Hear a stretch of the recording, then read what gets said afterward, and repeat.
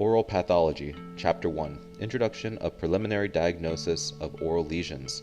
Vocabulary: pedunculated, attached by a stem-like or stalk-like base.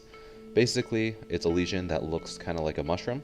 And then the opposite of that is a lesion that is sessile, describing the base of the lesion that is flat or broad-like and is not stem-like. Erythroplakia, kind of like the word erythema, which means red of the mucosa, is a clinical term used to describe an oral mucosal lesion that appears as a smooth red patch or a granular red or velvety patch. Next, some radiographic terminology. Coalescence is the process by which parts of a whole join together to fuse to make one. Diffuse is describing a lesion that has ill-defined borders that kind of make it hard to detect exactly where the parameters are. Multilocular describes a lesion that extends beyond the confines of one distinct area and it has multiple lobes. Scalloping around the root, a radiolucent lesion that extends between roots as seen in traumatic bone cyst. Making a diagnosis. So there are 8 categories when making a diagnosis that you can use certain parts of or all 8 to make a definitive or final diagnosis.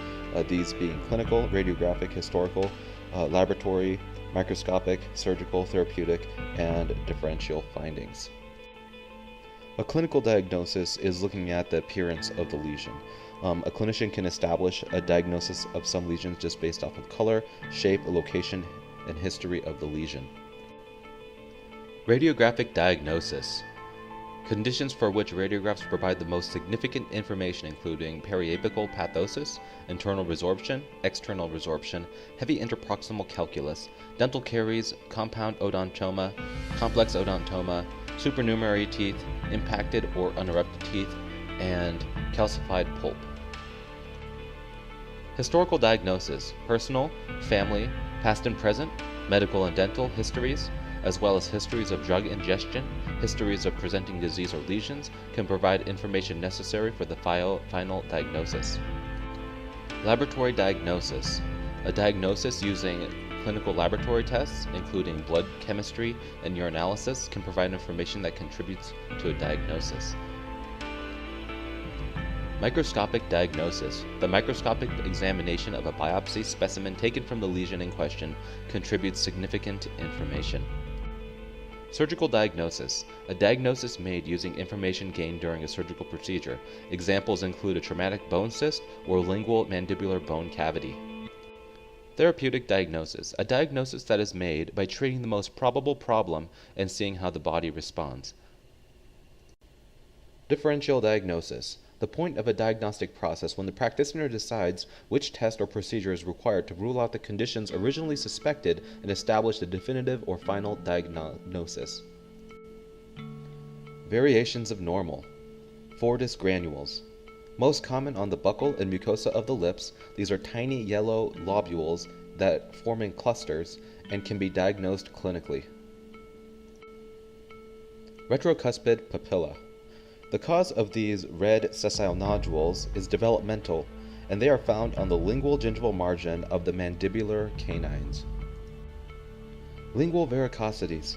These are caused by the aging process and are found in older adults. They are most common in the ventral and lateral surfaces of the tongue and are red to purple enlarged blood vessels. Leukoedema. Most commonly found on African American adults, it is found on the buccal mucosa and presents as a gray-white film that gives the mucosa an opalescent quality and a velvety texture. Benign conditions of an unknown cause. Lingual thyroid nodule. This issue is caused when developmental thyroid tissue is entrapped inside of the tongue. It affects more women than it does men and is located at the midline of the dorsal tongue posterior to the circumvallate papilla area. It presents as an exophytic mass and can be observed clinically. Median rhomboid glossitis. The cause of this issue is unknown, but it is associated with candida. It is found in adults and sometimes in children. It is located on the midline of the dorsal tongue.